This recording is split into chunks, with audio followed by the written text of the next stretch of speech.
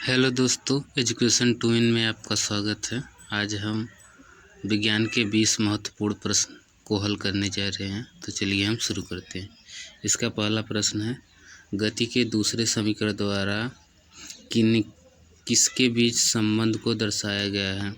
तो गति का दूसरा समीकरण होता है एस बराबर यू टी प्लस हाफ ए स्क्वायर। तो इसमें स्थान और समय, तो इसका उत्तर होगा ऑप्शन नंबर सी।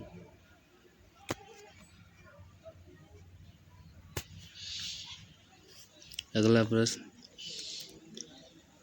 एक व्यक्ति लिफ्ट के अंदर वजन पैमाने पर खड़ा है और लिफ्ट तेजी से ऊपर की तरफ चलना शुरू कर देती है। तो पहला ऑप्शन है पैमाना वजन अधिक दिखाएगा, दूसरा ऑप्शन है पैमाना वजन कम दिखाएगा, तीसरा ऑप्शन है पैमाना वजन शून्य दिखाएगा, चौथा ऑप्शन है पैमाना कोई विक्षेपण नहीं दिखाएगा बल्कि यह वास्तविक वजन दर्शाएगा। लेकिन इसका उत्तर होगा ऑप्शन नंबर पहला, पैमाना वजन अधिक दिखाएगा। अगला प्रश्न, जब कोई वस्तु बल की दिशा में 2 मीटर दूरी पर 6 न्यूटन के बल द्वारा चलाई जाती है तो किए गए कार्य की मात्रा। इसका ऑप्शन है पहला 3 जूल, दूसरा का ऑप्शन है 0.06 जूल, तीसरा ऑप्शन है 12 जूल, चौथा ऑप्शन है 0.12 जूल। तो इसका उत्तर होगा किया गया कार्य बराबर W बराबर एफ एस होता है। तो फार्मूला है W बराबर F इंटू एस। तो हम किया गया कार्य देखेंगे, F का मान दिया है 6 न्यूटन और डिस्टेंस है 2 मीटर, तो गुणा करेंगे 12 जूल। तो इसका उत्तर है ऑप्शन नंबर सी, 12 जूल। अगला प्रश्न है,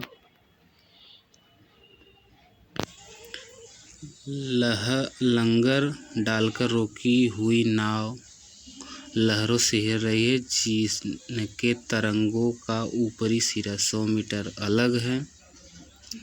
तरंग के ऊपरी सिरे का वेग 100 मीटर पर सेकेंड है। नाव के हिलने की आवृत्ति क्या है। इसका फार्मूला होता है, इसे हम थोड़ा छोटा करके देखते हैं। इसका फार्मूला है V बराबर एन लेमडा, V बराबर एन लेमडा। लेमडा जो है वो तरंग दैर्ध्य है।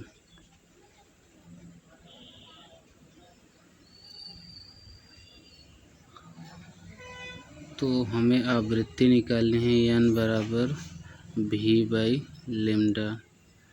तो V का मान दिया है 100 मीटर पर सेकेंड और लेमडा का मान तरंग दैर्ध्य। जैसे अगर हम लेमडा निकाले तो इस दूरी से इस दूरी के बीच जो होता है उसे ही लेमडा कहते हैं। या नीचे है इस सिरे से इस सिरे तक जो है वो भी लेमडा ही होता है। तो लेमडा का मान दिया है 100 मीटर।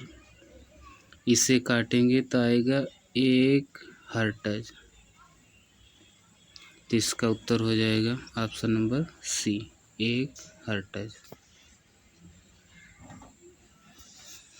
अगला प्रश्न,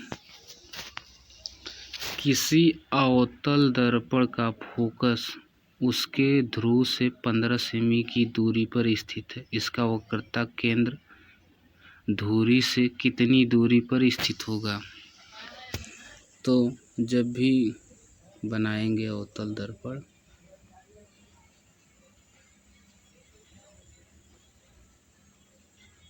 अवतल दर्पण बनाएंगे तो वक्रता केंद्र यहाँ होता है, फोकस यहाँ होता है। जो भी वक्रता केंद्र होता है वो फोकस का दुगुना होता है।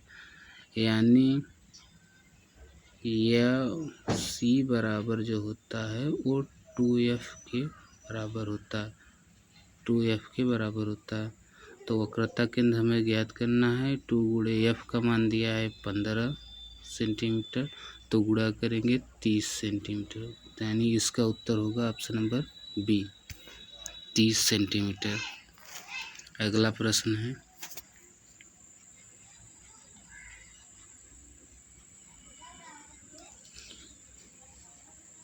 खाली स्थान है, एक सतही परिघटना है, तो इसका उत्तर होगा वाष्पीकरण।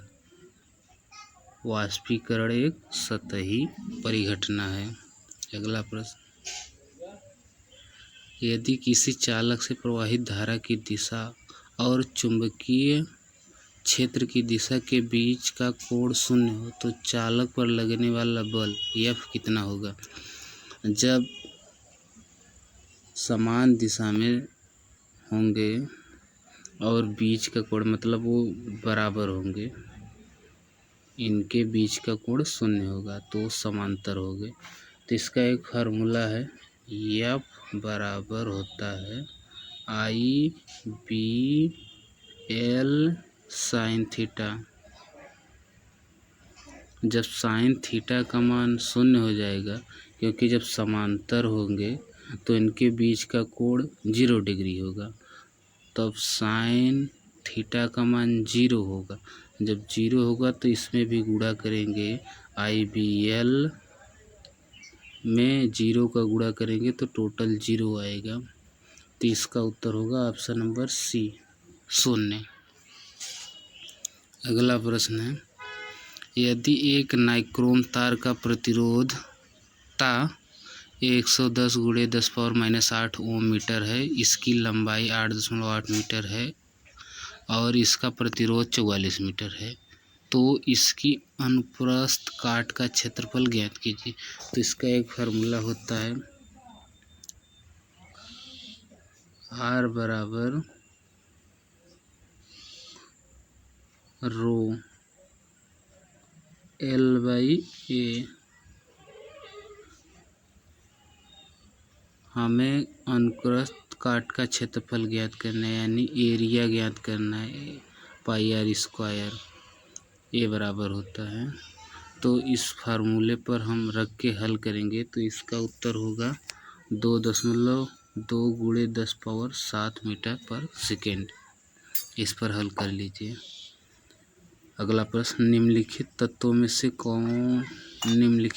में से किसका संयोजकता न्यूनतम होगा?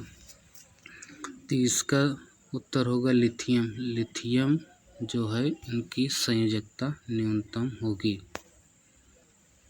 अगला प्रश्न, नाइट्रोजन के वाह्यतम खाली स्थान कोश में खाली स्थान इलेक्ट्रॉन होते हैं। तो जो नाइट्रोजन होता है इसके मतलब इसका परमाणु क्रमांक 7 होता है।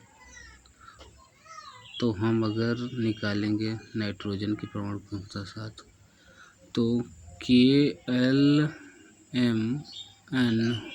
जो होगा, तो K में 2 इलेक्ट्रॉन होंगे, L में 5 इलेक्ट्रॉन होंगे। तो इसका उत्तर होगा ऑप्शन नंबर ए, कि वाह्यतम कोश L होगा और उसमें 5 इलेक्ट्रॉन होंगे।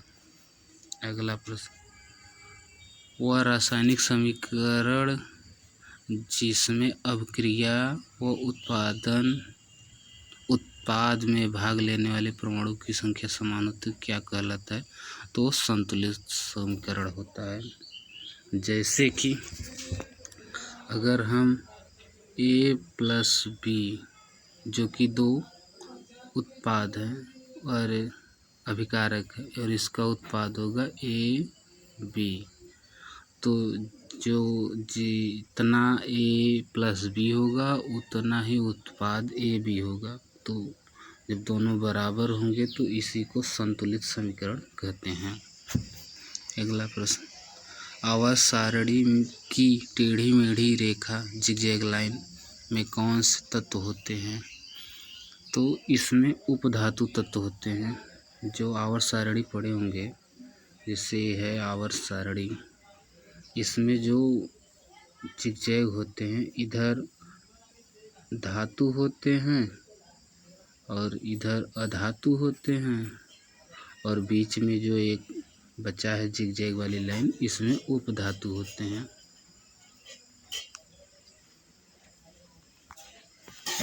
अगला प्रश्न, निम्नलिखित में कौन सी धातु को चाकू से आसानी से काटा जा सकता है? तो इसका उत्तर होगा सोडियम। सोडियम जो बहुत नरम धातु है, यह चाकू से आसानी से काटा जा सकता है। अगला प्रश्न, दांतों को साफ करने वाला टूथपेस्ट किस प्रकार की प्रकृति का होता है? तो यह होता है क्षारी, क्योंकि हमारे मुंह में लार होता है जो अम्लीय होता है। इसे उदासीन बनाने के लिए हम जो टूथपेस्ट करते हैं वो क्षारी होता है, तो अम्ल और क्षार मिलकर उदासीन बनाते हैं। अगला प्रश्न, एथेनॉल सोडियम से अपक्रिया करके कौन सी गैस उत्सर्जित करता है? तो हाइड्रोजन गैस उत्सर्जित करता है। इसका ऑप्शन नंबर सी उत्तर है। अगला प्रश्न, ऐसे जीवधारी जिनकी जीवन चक्र में संक्रमण करने योग्य बीजाणु जैसी अवस्था पाई जाती है, उसे क्या कहते हैं? तो इसका उत्तर है ऑप्शन नंबर ए स्पाइरोजोआ। अगला प्रश्न, मनुष्य के आमाशय की आकृति कैसी होगी? तो इसकी आकृति जे के समान होगी। ऑप्शन नंबर सी इसका उत्तर है। अगला प्रश्न, फोटोस्टॉपिज्म का क्या अर्थ है? तो इसका उत्तर है ऑप्शन नंबर ए प्रकाश की ओर पौधों की गति। अगला प्रश्न, प्रतिवर्ती चाप कहाँ बनते हैं? तो इसका उत्तर होगा मेरुरज्जु, जो कि रीढ़ की हड्डी होती है, उसमें प्रत्यावर्ती चाप बनते हैं। अगला प्रश्न, पौधों के बीज में भ्रूण होता है जो उचित परिस्थितियों में अंकुरित हो जाता है। इस प्रक्रिया को इनमें से किस रूप में जाना जाता है? तो इसका ऑप्शन नंबर ए उत्तर होगा, जो कि अंकुरण है।